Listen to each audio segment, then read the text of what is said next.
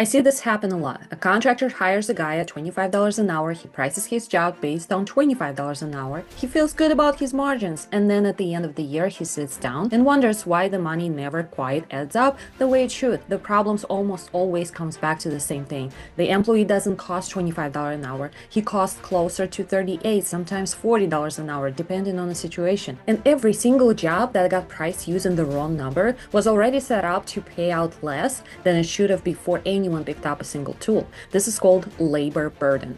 And today I'm walking you through exactly what it is, what goes into it, how to calculate, how to handle overtime, and how to set it up properly in QuickBooks, JobTread, Buildertrend, so your job estimates are actually based on what your employees cost you in real life. Most contractors price their labor using the hourly wage they pay. That number is real, but it's only part of what that employee actually costs the business. When the full cost isn't included in the estimate, every job is being priced too low from the very start. And the more employees you have, the more that gap adds up across the year. Getting that number right doesn't require changing anything about how you run your jobs. It just requires knowing the real number and using it when you sit down to price the work. Labor burden is the difference between what you pay an employee and what that employee actually costs you. The wage is what shows up on their paycheck. The fully burdened rate is the total cost of your business for every hour that person works, including everything you pay on top of the wage that doesn't show up on their check but absolutely comes out of your pocket. When you use the wage alone to price a job, you're underestimating your labor cost on every single estimate. When you use the fully burdened rate, your estimates reflect what the work costs to deliver. There are two categories here: the costs you're legally required to pay and the costs that depend on how your business is set up. The mandatory ones: every employer in the US pays 7.65% of the employee's gross wages in FICA taxes. That covers Social Security and Medicare. This one is fixed and applies to every employee on payroll. Then there's federal unemployment tax, which is a small percentage applied to the first 7,000 of each employee's wages per year. State unemployment tax varies by state and by your company's claims history. Some states are low, some are higher, worth knowing your specific rate. And then workers' compensation insurance, which is in construction can be significant depending on the trade. Roofing, for example, carries much higher workers' comp rates than the general carpentry. This one alone can add several dollars per hour to your true labor cost, and it often gets overlooked when contractors are pricing work. The additional costs that depend on your setup: if you offer health insurance and contribute to premium, that's a real cost that needs to be factored in. Same with any retirement contributions like 401k matching. Paid time off is one people forget about a lot.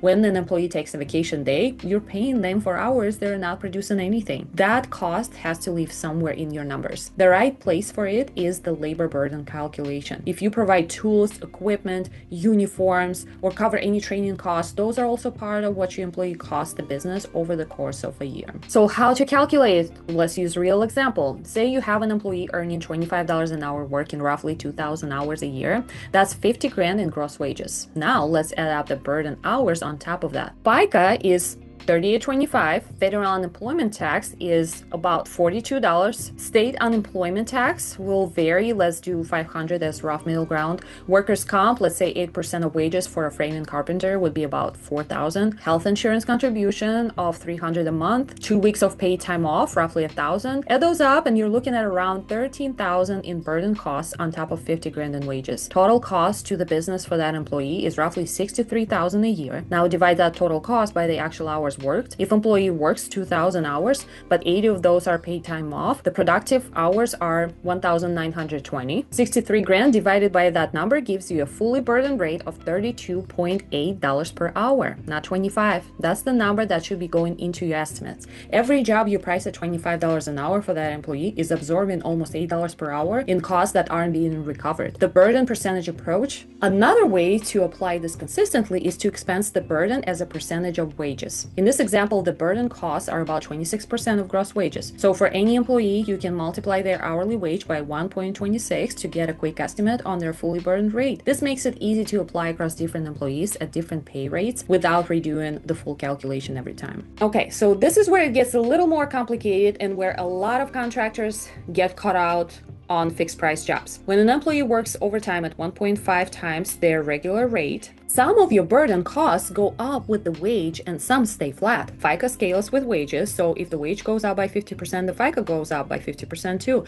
But health insurance stays the same regardless of how many hours somebody works. You're paying the same monthly premium whether they work 40 hours or 50 hours that week. Workers' comp is in most states is calculated as a percentage of total wages, including overtime, so that scales up too. What this means practically is that overtime is more expensive per hour than regular time, but not exactly 1.5 times as expensive when you account for the mixed burden costs. The safest approach for estimating is to build a separate burdened overtime rate for your most common employees, so you're not guessing. If you know your crew regularly runs overtime on certain types of jobs, what rate needs to be, included into your estimate. A lot of contractors find out on paper that a job went well, but when they actually look at what came out of the bank account over time, that wasn't priced correctly, ate the difference. Getting this right in QuickBooks starts with making sure payroll is set up in a way that ties labor costs to specific jobs rather than just sitting in a general expense category. When you run payroll and the costs don't flow to the right jobs, you have no real way of knowing what each job actually costs you in labor. All you see is a total expense number for the period, and that tells you almost nothing useful. Here's what needs to happen. First, every employee needs to be tracking their time by job inside of QuickBooks or feeding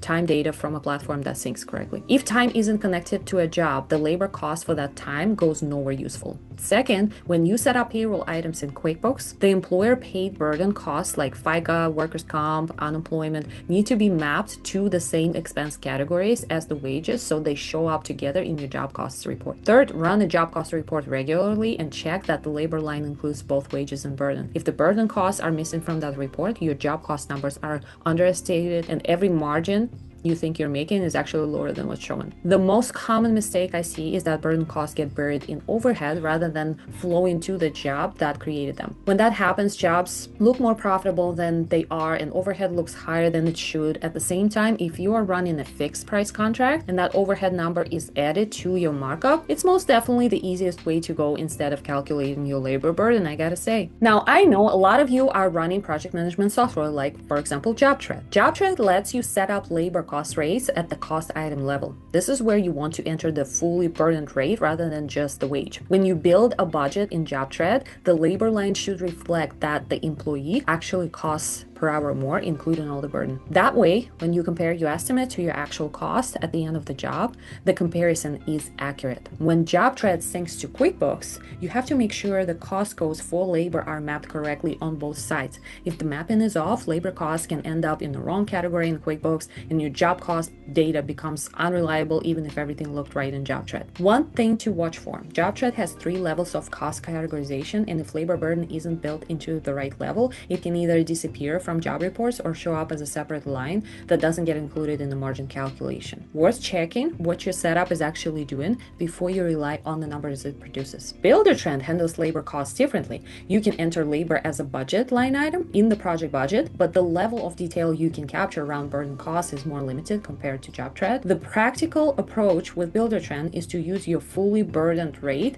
when entering labor into any budget or estimate, so the job level numbers reflect real costs even if the burden isn't broken out separately in the platform. The bigger issue with Buildertrend is the QuickBooks sync. Labor costs entered in Buildertrend don't always flow cleanly into QuickBooks in a way that supports detailed job costing. We've cleaned up a lot of QuickBooks files where Buildertrend labor data came across incorrectly and the job cost numbers were completely unreliable as a result. If you're using Buildertrend, it's worth understanding exactly what's syncing to QuickBooks and what's not before you trust the numbers on either side. The whole point of calculating this number is to use it when you price work. Every labor hour in every estimate should be priced with the burden rate. A quick way to check whether your current estimates are doing this: just take a completed job, look at what you estimated for labor, and compare it to what actually came out of your account in wages plus all the related employer costs. If the actual number is consistently higher than the estimate, your labor rate is too low. The gap is margin you're losing on every single job, and it adds up pretty quick